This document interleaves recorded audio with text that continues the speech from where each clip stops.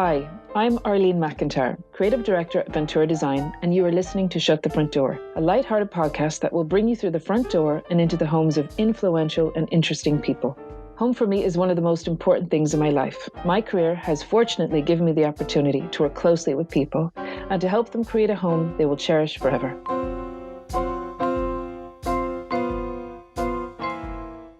We've changed our direction a little bit with today's episode of Shut the Front Door. With the current times and challenges we are now facing, we wanted to stop and look towards something we all need a little more of these days, which is hope. We are overjoyed to be joined today by the world-renowned spiritual teacher, Lorna Byrne. I have followed Lorna for over 20 years, and she gives hope and compassion to so many all over the world, myself included. I'm sure that many homes across Ireland and beyond have at least one of Lorna's best-selling books, especially the international and Sunday Times #1 best-selling Angels in My Hair. Lorna has been published in more than 50 countries and in 30 languages around the world. A regular on Irish TV shows such as The Late Late Show and Ireland AM, her story is extraordinary, and I hope you find some words of comfort from our chat today. Named in 2019 as one of the 100 most spiritually influential living people in the world, it is my great pleasure to introduce Lorna Byrne. Lorna, thank you very much for joining us today. Well, I'm delighted to be talking with you, Arlene, and hopefully giving plenty of hope and faith and comfort to the audience as well. So I'm really looking forward to whatever questions you would like to ask. I just think that it's particularly interesting to speak with you at the moment, particularly with all that's going on in the world, Lorna. It just seems like the world is upside down. I mean, you know, between the fires in Australia and terrorism and global warming and climate change and flooding and now the coronavirus. Yeah, it does seem like as if the world has been in, chaos. But I believe, and the angels tell me, that we will get through this. And I know we're meant to come out the other side, better human beings, full of more love and compassion. And, this is a time, I suppose, we need to reflect. We need to listen to the spiritual side of ourselves, to our soul. We need to be more aware of our guardian angel. And one thing the angels always taught me from a child, and my grandmother used to say to me, and that was, give with a pure heart and expect nothing in return. And you see that happening today more so than ever before. And I just pray and ask that will continue. I think people are really trying. We're all brothers and sisters, and we all need each other. And the light of hope is burning brightly. All of the people that I interviewed for this podcast, I asked them, are they spiritual people? And often some people will pause for a moment because they're not even sure what that means, or they've perhaps never been asked that question before, or they've never really thought about it before. So how would you define spiritualism? For me, it's a lovely question, and I think when you do ask people, they kind of hesitate because they're really unaware of spirituality. But for me, what God and the angels have taught myself is that spirituality has to do with knowing that you have a soul, that spark of light of God, that you're not just a human being, you're a spiritual being as well. And I have been shown that both have to intertwine together. And I think it's just becoming conscious of that. And even when you ask someone that question, that's why they hesitate. And lots of people all over the world now are even saying to their newborn child, how is your soul today? We need to become more and more conscious that we have a spiritual side. And the other wonderful thing is that because we have this spark of light of God that's so enormous and yet so tiny, we have a guardian angel that never leaves us, even for 1 second. So we're never alone.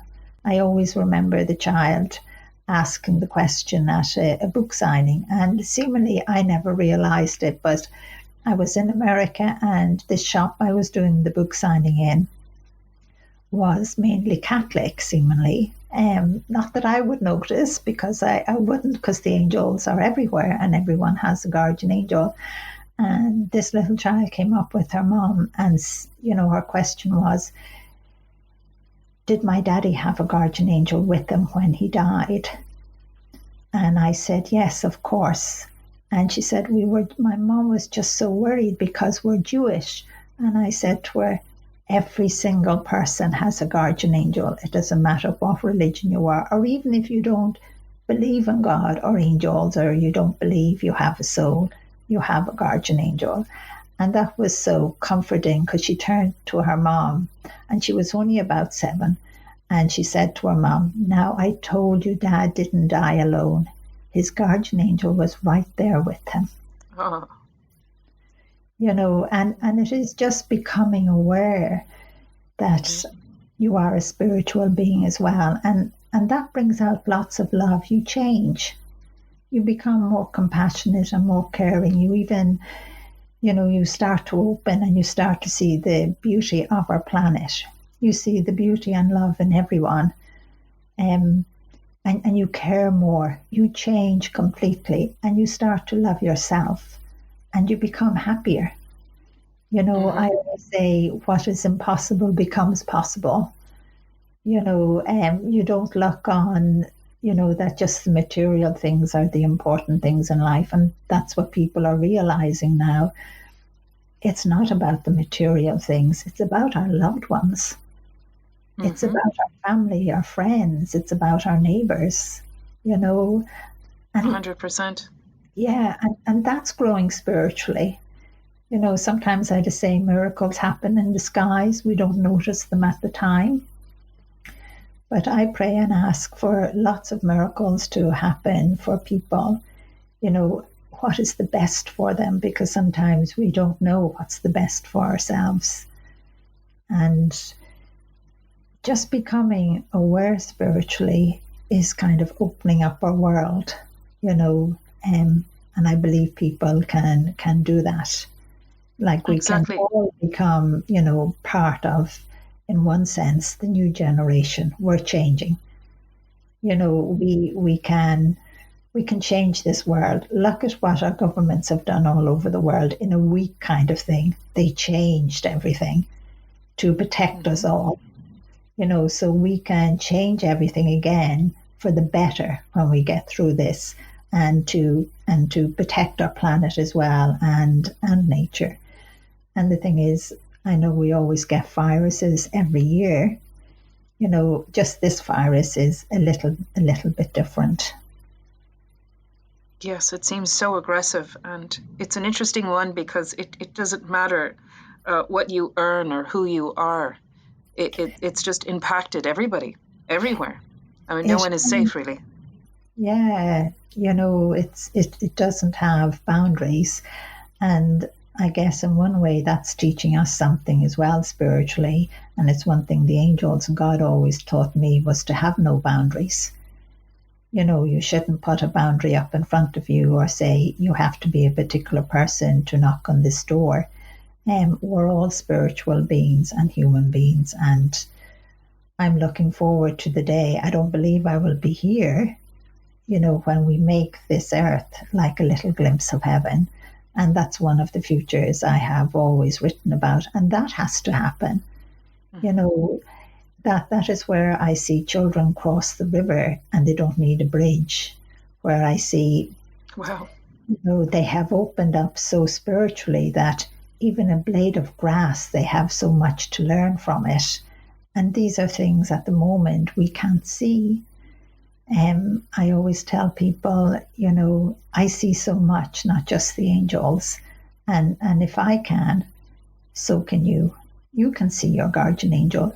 Just, it's kind of, maybe in one sense, have faith, have belief, pester your guardian angel, give out to God. I'm forever giving out to God. I can tell you I've been doing that a lot these days. But just open yourself spiritually and just say, I believe, I have faith. And it doesn't, it's the one God. And that's the sad thing. We cause an awful lot of wars over God, which is ridiculous when it's the one God and He loves us all. He has no boundaries. God doesn't discriminate against any of us in any way. He loves us all. And I know people find that hard. Well, then why this virus? He gave us this beautiful planet as a gift. And sometimes when you're given something freely, you mistreat it.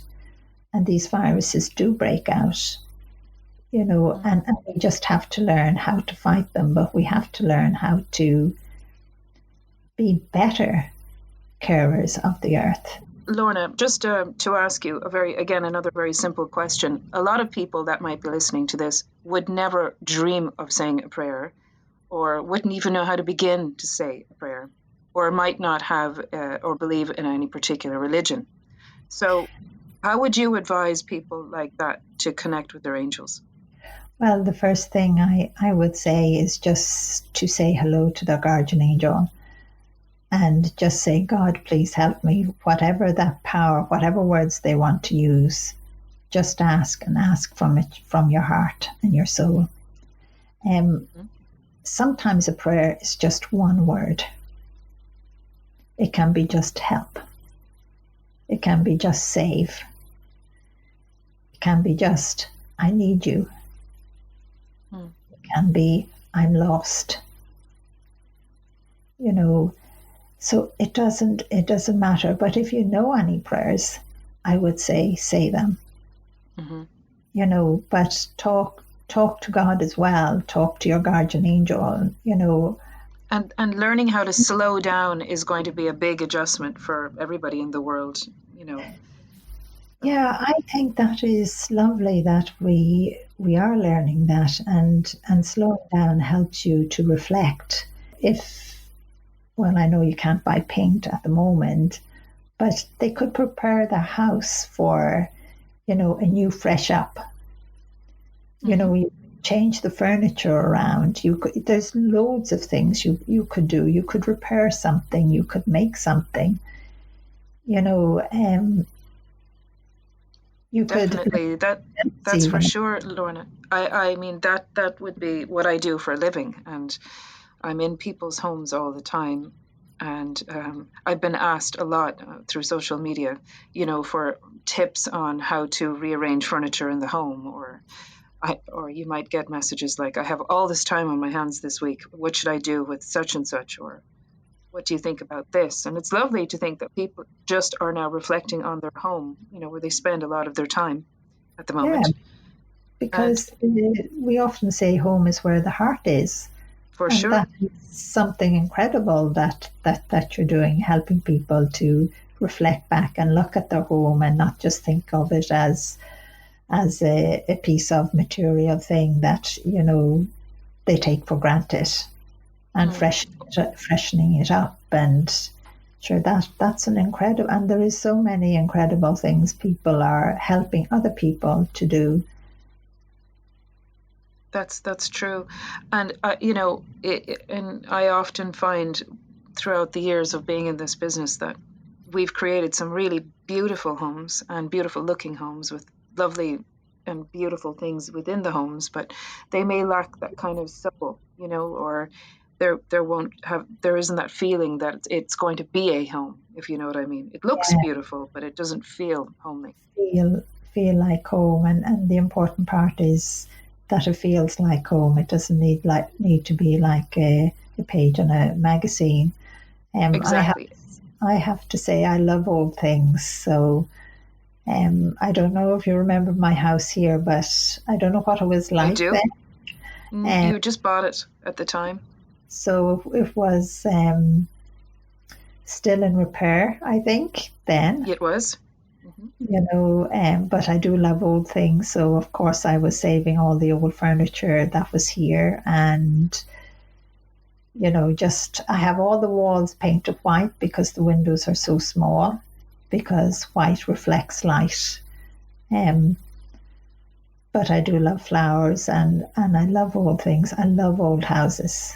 Anything old. You give it to me, Anything old. I will repair it, or I'll have a friend that can repair, and then when you polish them up, they look so beautiful, and you say to yourself, why would someone throw that into a bin?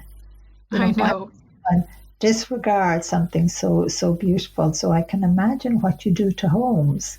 You must you must make them shine. You help people to make them shine. Yeah, and I think I love when I feel someone's genuinely really happy in their home, and you can't buy happiness, obviously, and you can't install happiness into somebody's home, but you can layer in things that might make them uh, feel happy, like a colorful painting in a room that might otherwise have been very monochrome, might just raise the energy in that room and make them feel happy every time they look at a certain piece. Well, it makes them, what would you say, feel happy to get back home again. Yeah, A place of peace, a place of love, a place where they feel embraced, and that's very important. And as you said, it can even be a painting on the wall, or it can be flowers on the table, or something inspirational that inspires them. or a chair that they love to sit in, and they say, I love being home, or the fire, glowing in the heart. It can be, Yeah. or photographs that they have in different places that they can glance at, but you have to have those things, what would you say, with light on them, bright. You have to Yes. have home bright. And by the sounds of it, Arlene, you're brilliant at doing that. Just about you and your childhood memories of home. What memories do you have of your Um, when you were a little one? well, my first memory would be, of our home in Old Cameenham. And again, I can understand why I fell in love with anything that's old. Um, it was a little cottage with a shop, and they were all attached on the one street, but they were all very old and, in a sense, very dark because few windows, so little light coming in. But it was always the light from the fire, and I just loved Old Cameenham because Mom had this teeny tiny little kitchen you couldn't even move around in. But the little front room was where we ate and everything like that. And then the two bedrooms were upstairs. And then, of course, Dad's workshop and that smell of rust and oil. You know, I think there I fell in love with old things from the very beginning. Um, and I think I left there when I was maybe 5 or 6. I'm never sure what age. Mm-hmm. Or I could have been a little bit older. And then our second home, when that house sadly collapsed, the roof fell in, and my mom's precious things got destroyed. Her presents that she would have gotten, there wouldn't have been many. But that was a very special home to me because that is where, how would you say, from being an infant, the angels introduced themselves to me, and to me, the angels were just part of the family. And Yes. the other memory, which is so strong, and I have written about it in Angels in My Hair, was, playing with my little brother in front of the fire. He was actually my older brother. He was always older than me. And we playing with little wooden blocks my dad made. And he's saying to me, I can sit with my back to the fire because it won't burn me. And you have to remember, I was only 2 or 2.5 at most at that time, and we playing with these blocks and laughing and just having fun. And then, our hands touched, and it was like his hand went into mine or mine went into his, and they just sparks flew everywhere. And I felt such love. And it was at that time that the angels said to me that they were angels and I was to keep it a secret. But they told me my little brother was a soul. He had died before I was born.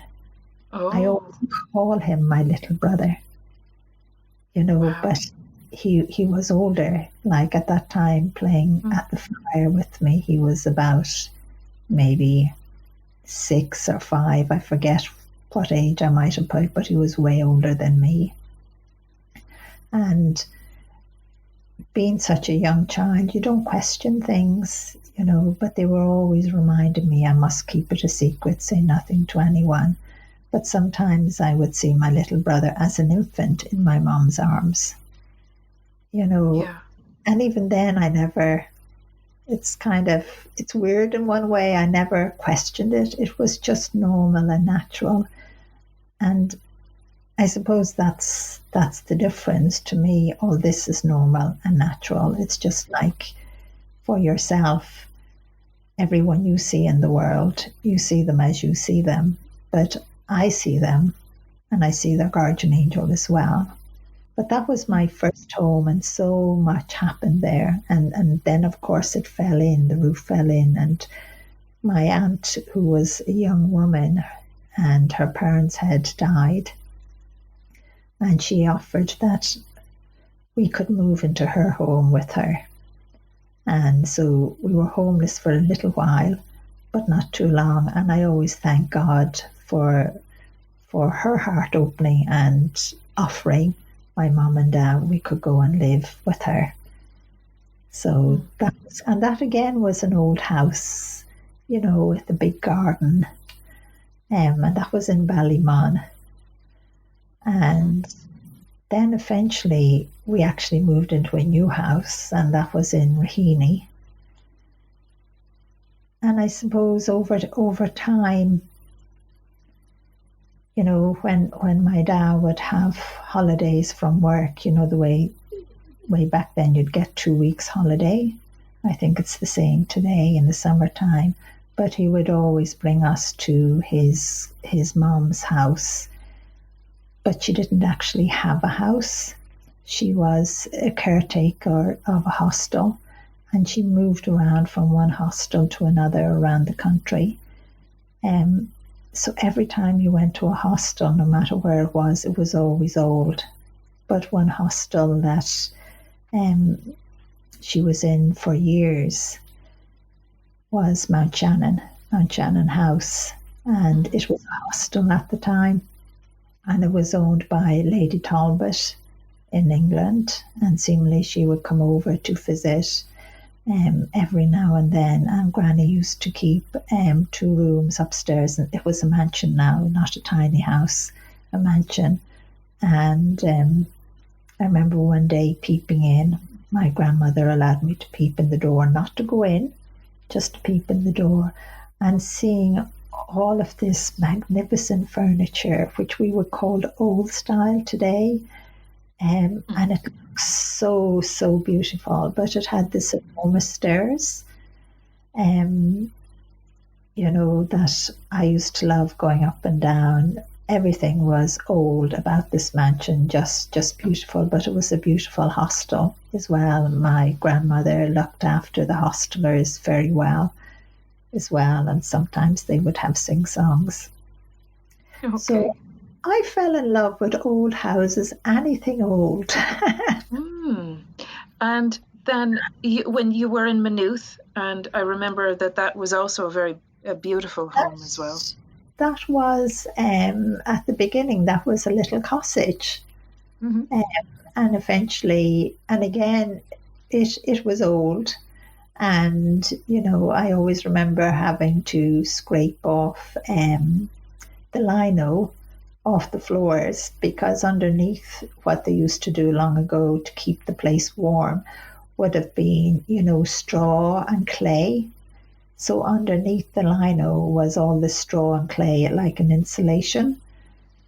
So I always remember scraping all of that off and trying to save, which I did, the old furniture that was still in the house. And the lady that lived there before ourselves was a Mrs. Costello, in Maynooth, and I loved Maynooth. Mm. Just so much happened there. That's where I reared my children.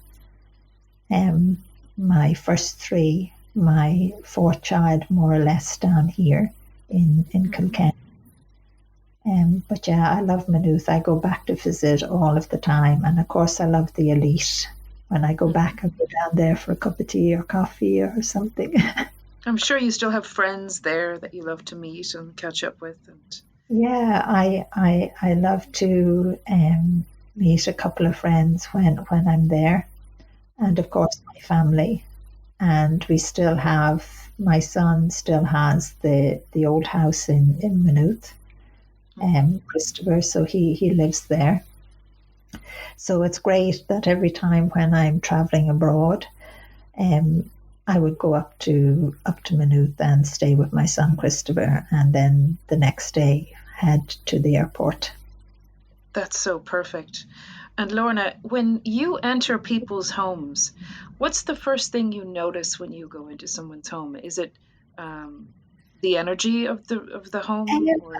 No, I would say it's the love I would feel. Mm-hmm.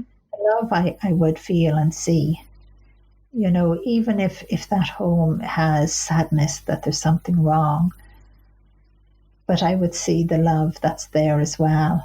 And I always know, you know, love conquers so much. I have never been in a home that didn't feel homely, you know, and I think I'm blessed for that. And sometimes somebody would say to me, well, you're going to visit such and such, it has bad energy, or, you know, it's not a good place, they're not nice people. And I always say, but they are nice people, and I love them, regardless, you know. And it's like when I would go, then things would change for the better. There would be more love and more kindness. And Lorna, when you're traveling and you're in the airport, or when you're sitting in an airplane, do you ever have a look around and see people's angels on that airplane? Yes. That's something I don't talk about much as such, but yes, of course. And sometimes when I would glance in where the pilots are, I would see their angels as well, the guardian angels with them. It's just something lovely to see and reassuring. Sometimes even when I'm at the airport, you know, they're crowded, the airports, and I would see the guardian angel with everyone. And sometimes someone would walk up to me, a complete stranger, and just say, thank you. So none of us ever pray alone. Lorna, may I ask you a question about Christmas? You wrote about this in one of your books about Christmas, and the Christmas angel, I think you referred to it as, and how you see it flying all over all of the houses at Christmas time. Can you share something more about that with us? Yeah, I see that every single Christmas, you know, as it's coming towards Christmas, just seeing those angels. How can I describe it sometimes? It's like, you know, the gate of heaven, which is, I try to explain what this enormous gate looks like. It looks like stone, and it's full of light, all kinds of sparks. And I see these two enormous angels, and they kind of push it just this little bit, and you just slowly start to see this crack of light, just brilliant light. And then those angels just come streaming out, and each of them are carrying so gently and so lovingly. You can see it in the palm of their hands. Their hands are together, and you see this ball of light. And they drop this ball of light over every single home in the world, whether it's a house or a caravan or a cardboard box or a hotel. No home in the world is missed. And watching them dropping that ball of light, it's like when it touches a home, it kind of explodes. and you see sparks everywhere, and it seems to go into every nook and cranny of that home and into every person that is in that home. And it just fills them with, that spirit of Christmas. Mm-hmm. It softens their heart. And again, it goes back to love. And the wonderful thing is that sometimes when somebody is missing from that home, the angels will come back again when that person is there and drop another ball of light. It's just incredible to see, and to see how it does touch people. At the moment, with healthcare is under so much enormous pressure, trying to save lives and and look after themselves at the same time. How is that? Can you see into that situation, or what's coming to you on that? Well, what I have been told is that God and the angels are giving all of these doctors and nurses, cleaning staff, every chemist, everywhere, all of those people, the strength and the courage. But we have to protect them as well. So we have to do what our government is telling us, is stay at home as much as possible. But we must pray for them. We must pray and ask that as few of them get this virus, and any that do get the virus, that they will get through it. I know already some nurses and doctors have died, and some of them have been quite young. And that's to think of someone giving their life for you. And that's what they're doing. They're giving their lives to save lives. That's love. That's love beyond what most of us ever do. To give a life to save another. That's one of the most incredible things to do. And that is what everybody that is on the front line, the carers, everyone, even those in the factories and in our shops, are doing. They're putting us first, because in one way they don't realize that they love us all. We actually love each other. That is one thing the angels and God keeps telling me. We love each other. It's just that we have been in denial of it. So I would ask everyone to pray for all of those that are out in the front line, and even those that don't know that are, to pray and ask for protection for them, to keep them safe. But we have to play our part as well. We have to do what we're told, and I know lots of us want to fight against that.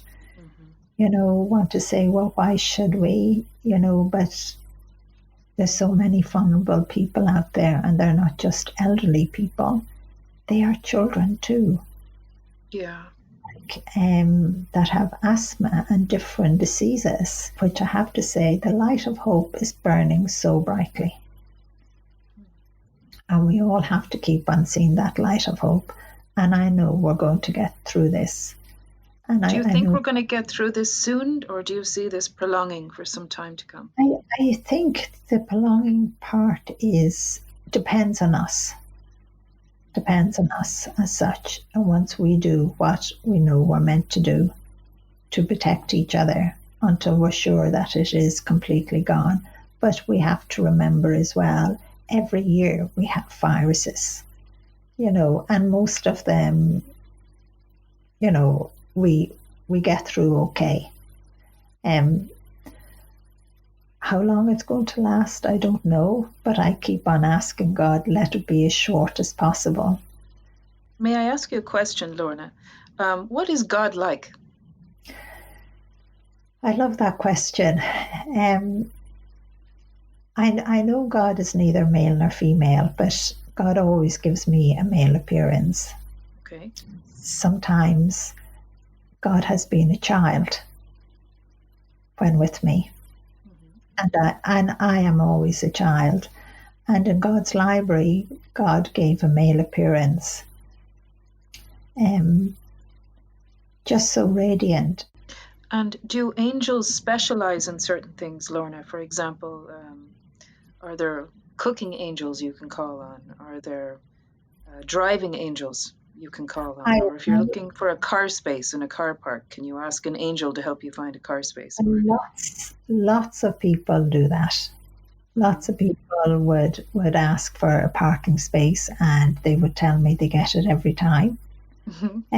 It's one thing I never do myself, because I'm severely dyslexic. So since I was a child, I would say to the angels, I'm doing it myself, leave me alone.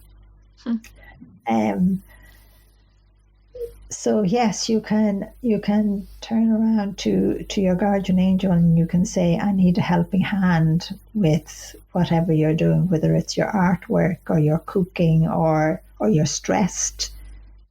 Your guardian angel will have a particular angel there to help you with whatever that problem is. Are you born with your guardian angel? Or yes. That's a lovely question, and I know I have written about that as well in the books. You meet your guardian angel when you are in heaven, before you're even conceived.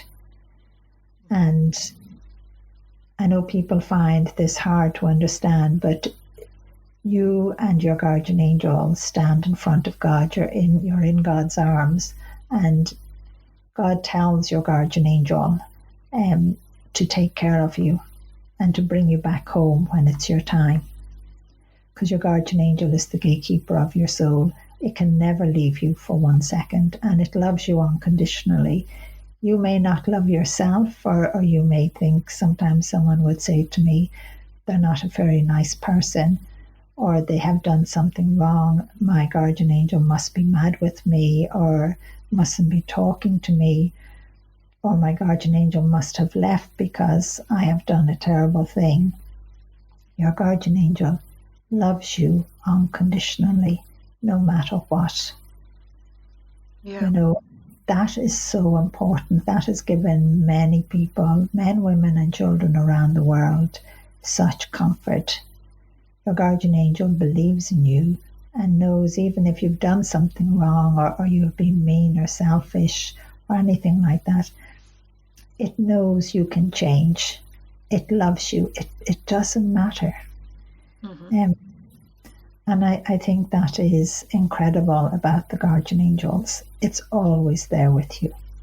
And do you think, Lorna, in your opinion, that they should hopefully, well, in the future, that the future might have where children learn how to be spiritual rather than learning about a religion per se? Well, I think religion and spirituality, in a sense, they're combined, they're intertwined, and so is science. Do they have to be? I don't think so. In one sense, spirituality came first. We were aware, and when God made himself known through different generations back thousands of years ago, I suppose the humankind in one way saw, this as a powerful thing to have power over others. And even today, that has happened today. That's why I would say, we use God as a weapon instead of a weapon of mass destruction, instead of a weapon of love. And again, it has to do with man wanting power over another. We have to realize we don't need to use God in that way. And that is the sad part. Yeah. But God loves us all, and we're not meant to be doing that. And Lorna, do you mind if I ask you just how you relax? I mean, you're busy, obviously, helping people and connecting with people every day, all day long. But at the end of a very long day, you must feel very exhausted. I'm sure that can be very draining on you. Sometimes I give out to God and the angels, and I say I need a break. Sometimes they say no. not just yet, but then later on I would get a break. But one thing, I love what I'm doing. I actually enjoy everything because, again, the angels have taught me to love me. They have taught me to enjoy life, to enjoy everything. If I was caught out in the rain or the cold, I would actually be enjoying it and loving it as well. Where lots of us teach ourselves to be miserable or disappointed. It's the essence of life. It's to enjoy life. It's to allow your soul to come forward. It's just to grow more spiritually in that way. I could never get bored or tired of what I do. And are you a good sleeper, Lorna? Do you like to sleep? Like, are you? I like to sleep. I have to smile at this one. God doesn't let me sleep very much. Sometimes Really? I will be awake praying. And then when I do fall asleep, my soul does be in prayer, and my body is very aware of it being in prayer. I think it is because I'm so conscious of my soul. But the world needs lots of prayers today, and we all need lots of help. So I'm here for that reason, to help wherever I can. It's your vocation, really. Yeah, and so many miracles have happened in my life, so many things that I was shown as a child that would come about, and I would have said to the angels, and still do, no way, that can't happen. I'm completely dyslexic, but yet you can see what God has me doing anyway. And have you ever been absolutely stunned and amazed yourself at how things can happen that you've asked for, that you might have? Had you ever have any doubt that it's something that you ask for might happen, or do you always believe that it can or will? Yeah, I never ask for anything for myself as such. I only ask for others. That's what I meant, for others. For others. Yeah, I'd be so happy. I'd be so glad that whatever it was that I was asking for others, and at the moment I am asking for everybody in the whole world to get through this and to see the light of hope, and for them to know that this will pass, and for us to come out better people, full of love and kindness, and to heal our planet in that way. And I believe all of that will happen, and just to grow more and more spiritual. I often ask God, why did you fall in love with us? Look at what we're doing to each other. Look at all the wars and the starvation. Look at, we only think of the material things. But I do believe we are changing. I can see the goodness. We can keep on looking at all the negative things and all the bad things that our eyes are closed to all of the wonderful and good things in the world, all the incredible things, all the wonderful people. And we have to open our eyes to see that. And I believe that's even happening now during this horrific time. This time that's full of fear. I believe we are seeing a huge amount of good that we never realized was there before. That's so true, Lorna. Yeah. And may I ask you, where do you see yourself in 5-10 years' time? That's another lovely question. I actually don't.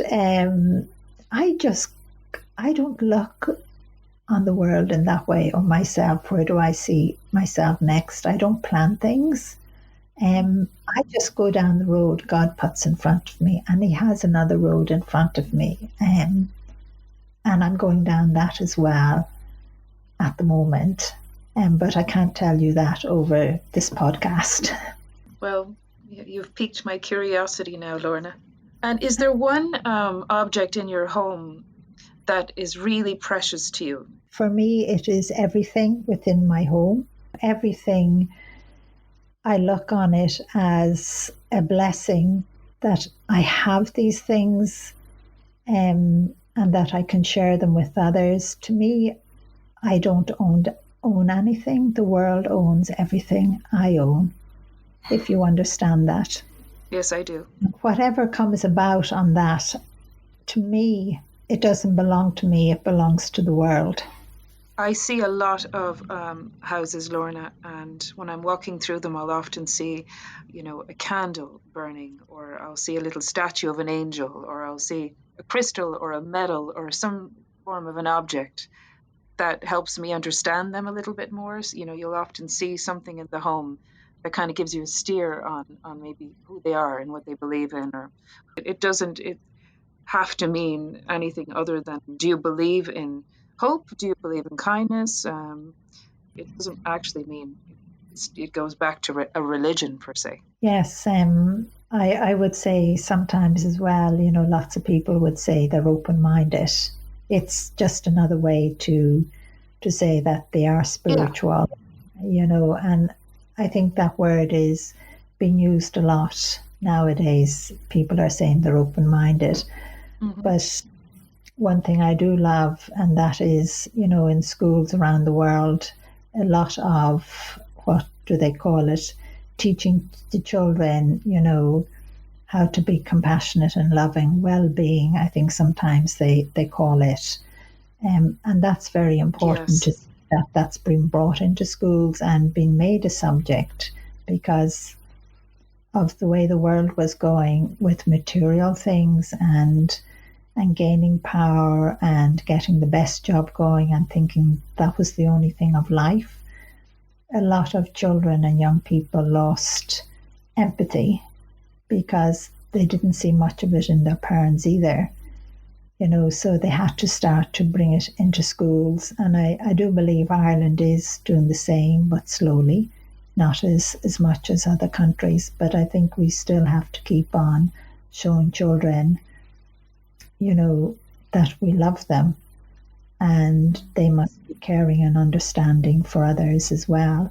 We have to teach them empathy. Well, Lorna, I can't thank you enough for joining us today. And I found this podcast so interesting and inspiring. And I hope it gives our whole audience hope and inspiration during a really difficult time right now. Well, I would like to say thank you to you, Arlene, as well. You're absolutely a brilliant host. So thank you. And I would just like to say to all of your listeners, for them, to know that they have a guardian angel right there with them, and that they have a soul, and that we are going to get through this, because of the light of hope is burning very brightly, and it shines in each and every one of us. And let it shine more. We're going to get through this, and we're going to come out the other end. We'll grieve for those that we've lost, but we will come out a much better people, and we will make all the changes that we know our world needs, and we will love each other more and more. So I'd like to say thank you to all of those who will listen to your podcast, and I believe many, many, many will. And thank you, Arlene. You're welcome, Lorna. Thank you so much. Take care. Stay safe. God bless.